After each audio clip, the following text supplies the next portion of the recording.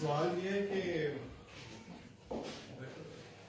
کافی روایات میں آیا ہے کہ جو حج پہ نہیں جاتے اور اس میں قربانی کرنی ہے، اور اس میں نے قربانی کرنی ہے اور میں ادھر ہوں، حج مکہ میں نہیں ہوں، تو جو ہی حج کے ایام شروع ہوں گے 10 دن نہ میں داڑھی کٹواؤں گا، نہ بال کٹواؤں گا، نہ ناخن، جو ریسٹرکشنز ادھر حاجیوں پہ ہیں وہ مجھے اپنے اوپر لاگو کرنی۔ میرا کوشچن یہ ہے کہ کیونکہ یہ روایت صرف ام سلمہ رضی اللہ تعالیٰ عنہ سے آتی ہے، تو اور کسی سے یہ روایت مروی نہیں ہے، تو آیا یہ صحیح ہے کہ نہیں صحیح؟ جو مجھے لگتا ہے یا جو میں نے پہلے سنا ہے آپ صاحب سے، کہ کیونکہ یہ اگر دین کا حکم ہے، گناہ ثواب کا ہے، تو پھر ایک سے نہیں، یہ 3-4 آدمیوں سے اس کو مروی ہونا چاہیے، تو اس کے اوپر الحمدللہ رب العالمین والصلاة والسلام علی محمد الامین وعلی آلہ وصحبہ اجمعین۔ بہت شکریہ جناب، آپ نے موقع دیا۔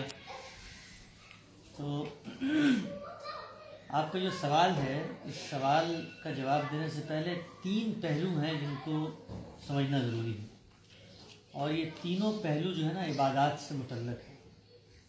تمام عبادات، کوئی بھی عبادت ہو، اس میں یہ 3 پس منظر کی چیزیں ہیں جن کو اگر ہم سامنے رکھیں گے تو پھر ہم جو سوال آپ نے کیا ہے اس کے جواب تک پہنچ سکتے ہیں۔ پہلی چیز یہ ہے کہ جتنی بھی عبادات ہیں وہ سب کی سب علامتیں ہیں، سمبلز ہیں۔ جب ہم کہتے ہیں نا کوئی چیز علامت ہے، سمبل ہے، تو اس کا مطلب یہ ہوتا ہے کہ اس کے پیچھے کوئی چیز کار فرما ہے۔ مثلا میں اگر کھڑا ہو کے ترانہ پڑھتا ہوں تو یہ میری وطن سے محبت کا سمبولک اظہار ہے۔ میں ایک 2 گز کے کپڑے کو پکڑ کے لہراتا ہوں جھنڈے کی صورت میں، تو یہ میرے قومی تفاخر کی ایک علامت کا اظہار ہے۔ تو چیزیں ایک اپنا اظہار رکھتی ہیں اور ایک ان کے پیچھے فکر کا فرما ہوتی ہے۔ تو جتنی بھی عبادات ہیں وہ اصل میں علامات ہیں، سمبلز ہیں، ان کے پیچھے ایک فکر کا فرما ہے۔ مثلا ایک کو لے لیتے ہیں، نماز ہے۔ نماز بظاہر کیا ہے؟ آپ کھڑے ہوتے ہیں، جھکتے ہیں، سجدے میں جاتے ہیں۔ تو یہ جھکنا، سجدے میں جانا، یہ کیا ہے؟ یہ علامت ہے۔ کس چیز کی؟ خدا کی یاد دہانی کی۔ یعنی آپ یہ مانتے ہیں کہ دنیا میں ایک ایسی ہستی موجود ہے کہ جس کے آگے آپ کو جھکنا چاہیے، اپنی عاجزی، تذلل، اپنی کمزوری کا احساس دلانا چاہیے کہ میں اس سے اپنے تعلق کا رابطہ قائم کروں، بتاؤں کہ میں بہت کمزور مخلوق ہوں، تو اس کے لیے آپ جھکتے ہیں۔ تو یہ جھکنا اپنی ذات میں کچھ بھی نہیں ہے، مگر اس کے پیچھے ایک فلسفہ کار فرما۔ تو ہر عبادت کا ایک مقصد ہے جس کو ہم نے سمجھنا ہے۔ دوسری چیز عبادات میں جو ہے وہ یہ کہ ہر عبادت جس طرح اپنے کمبینیشن میں عبادت ہے، اسی طرح وہ اپنے اجزاء میں بھی عبادت ہے۔ مثلا نماز بہت ساری عبادات کا کمبینیشن ہے، اس میں قیام بھی ہے، اس میں رکوع بھی ہے، اس میں سجدہ بھی ہے۔ تو جس طریقے سے آپ ایک کمبینیشن میں عبادت کو ادا کرتے ہیں، اسی طرح انفرادی طور پہ بھی کر سکتے ہیں الگ سے۔ مثلا آپ سجدہ کر سکتے ہیں، جب دل چاہے آپ سجدہ کریں۔ الگ سے آپ قیام کر سکتے ہیں۔ اللہ تعالیٰ نے الگ سے قیام حج کے موقع پر بطور دین جاری فرما دیا۔ آپ عرفات میں قیام کرتے ہیں، کہ وہی قیام ہے جو آپ نماز میں کر رہے ہیں۔ دوسرا پہلو یہ ہے عبادت کے حوالے سے کہ ہر عبادت جو ہے وہ اجزاء میں بھی عبادت ہے اور پیکج بن کی بھی عبادت ہے۔ یہ 2 چیزیں ہیں جو پہلے آپ کے پیش نظر رہنی چاہیے ہیں کہ عبادت کی فکر کو آپ نے حاصل کرنا ہے کہ اس کے پیچھے مقصد کیا ہے، اور دوسرا عبادت اپنی ذات میں سمبل ہے، علامت ہے، ایک ریپرزنٹیشن ہے کسی فکر کی۔ جس وقت ہم یہ کہتے ہیں کہ آپ بال اور ناخن نہ کاٹیں، حج کے مہینے میں جب آپ نے قربانی کا ارادہ رکھا ہو تو آپ اپنے بال اور ناخن نہ کاٹیں، تو اب سب سے پہلے ان میں 2 چیزیں ڈھونڈنی ہیں ہمیں کہ بھائی یہ نہ کاٹیں تو اس کی وجہ کیا ہے، یعنی اس کی ریزن ہونا چاہیے۔ تو علامت ہے، سمبل ہے۔ اور دوسری چیز کہ کیا یہ عبادت اپنی ذات میں کوئی پیکج ہے عبادت کا یا کوئی انفرادی عبادت؟ یہ دو چیزیں ہیں۔ تیسری چیز یہ ہے کہ عبادت ہمیشہ کوئی بھی چیز تب بنے گی جب اس کو اللہ تعالیٰ عبادت قرار دیں۔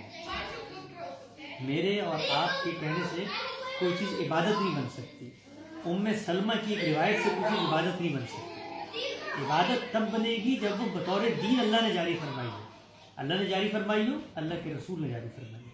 اور اللہ کے رسول جب کوئی چیز بطور دین جاری فرماتے ہیں تو کسی کے کان میں نہیں بتاتے، بلکہ وہ اپنی ذات میں پوری امت میں شائع ہو رہے ہوتے ہیں۔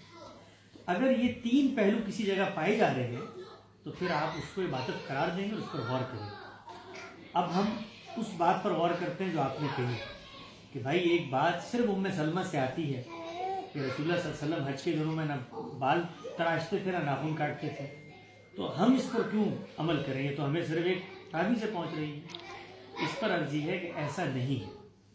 یہ عبادت اپنی ذات میں ایک مستقل عبادت کے طور پہ رسول اللہ صلی اللہ علیہ وسلم سے پہلے جاری تھی، اور اسی عبادت کو رسول اللہ صلی اللہ علیہ وسلم نے حج میں بطور دین جاری فرمایا۔ آپ جس وقت عمرہ کرنے جاتے ہیں یا حج کرنے جاتے ہیں تو آپ احرام باندھتے ہیں، احرام کو باندھتے ہی یہ پابندی شروع ہو جاتی ہے کہ آپ نہ ناخن تراش سکتے ہیں نہ بال کاٹ سکتے ہیں۔ اس کی کیا وجہ ہے؟ اس کی وجہ وہ دوسرا پہلو ہے کہ عبادت سمبل ہوتی ہے۔ کس چیز کا سمبل ہے؟ قدیم زمانے میں جب کوئی غلام بنتا تھا، یعنی جب کوئی شخص آپ کی غلامی میں آتا تھا تو سب سے پہلا کام پتہ ہے کیا کیا جاتا تھا؟ سب سے پہلا کام اس کا سر مونڈا جاتا تھا۔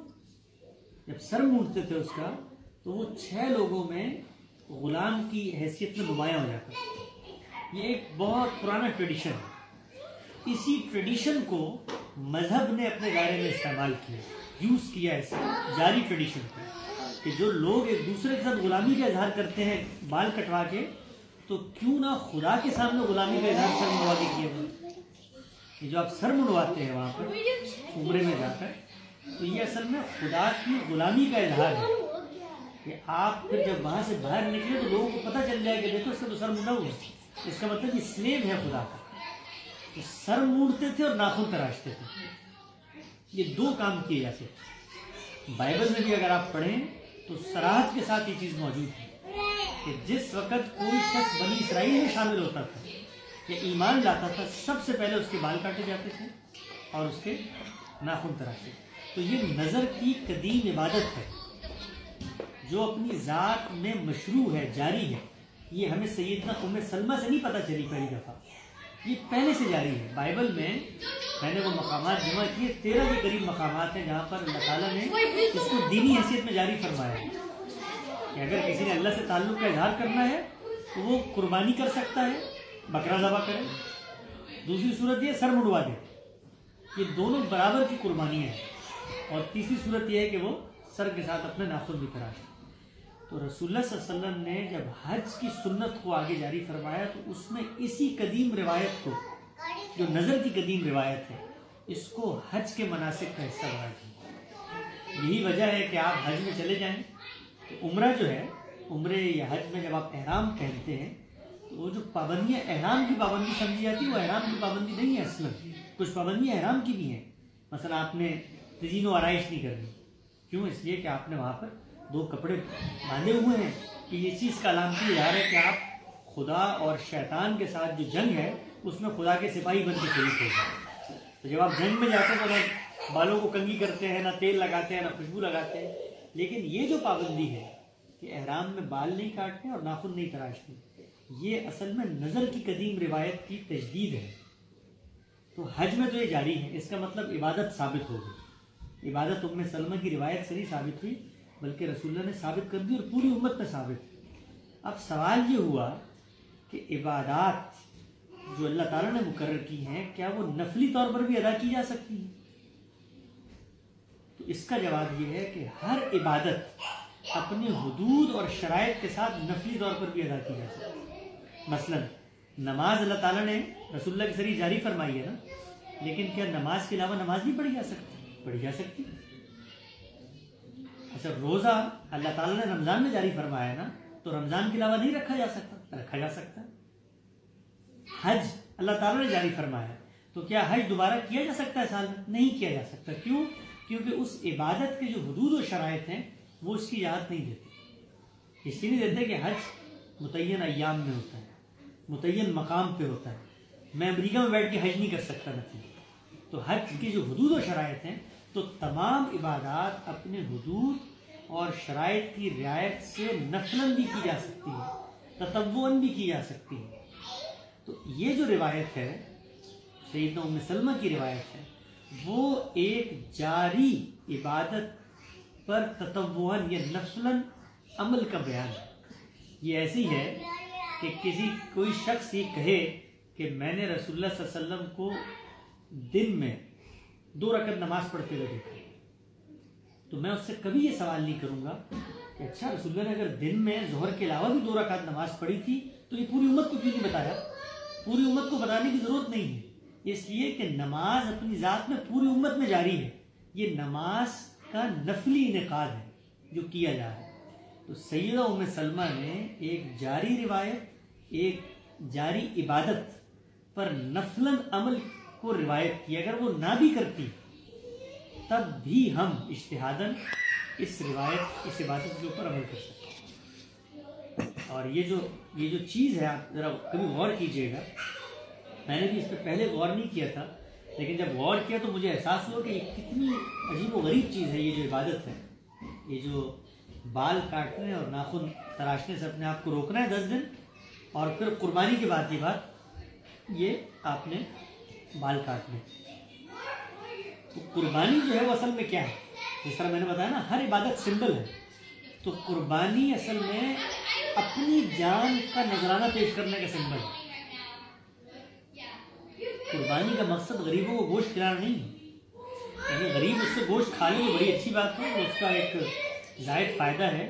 لیکن قربانی کو قرآن مجید نے بیان کیا، ان صلاتی و نسکی و محیای و مماتی، کہ میری نماز اور میری قربانی اور میرا جینا اور میرا مرنا. تو نماز کو جینے کے مقابلے میں اور مرنے کو قربانی کے مقابلے میں. تو ریشنل کیا ہے اس کا؟ ریشنل یہ ہے کہ دنیا میں آیا ہوں خدا کا غلام بن کے. تو حق تو یہ تھا کہ خدا حکم کرتا تو میں اپنی رگ جان کاٹ کے خدا کے سامنے پیش کر دیتا، لیکن خدا نے میری جان کو محترم کر دیا ہے. اب میں کیا کرتا ہوں، میں سمبولکلی ایک جانور کو لیتا ہوں اور اس کی گردن پہ خدا کا نام لے کے چھری پھیر دیتا ہوں، اور خدا کو کہتا ہوں کہ اے خدا، اگر تو نے حکم دیا تو تیری منشا کے سامنے میں بھی ایسے ڈھہ کروں گا. تو یہ اس کا علامتی اظہار ہے. جب آپ یہ کر لیتے ہیں تو کرنے کے بعد اب آپ کو ایک طرف ہونا ہے نا، آپ شیطان کی طرف نہیں کھڑے. تو آپ بال مونڈتے ہیں اپنے، اور علامت کے طور پہ کہ غلام ہوں میں تیرا اور تیرے سامنے آئیں گا، اور ناخن تراشتے. تو یہ اس چیز کا لازمی تقاضا ہے کہ جب آپ نے بال مونڈنے ہیں تو پہلے بال چھوڑنے پڑیں گے آپ کو.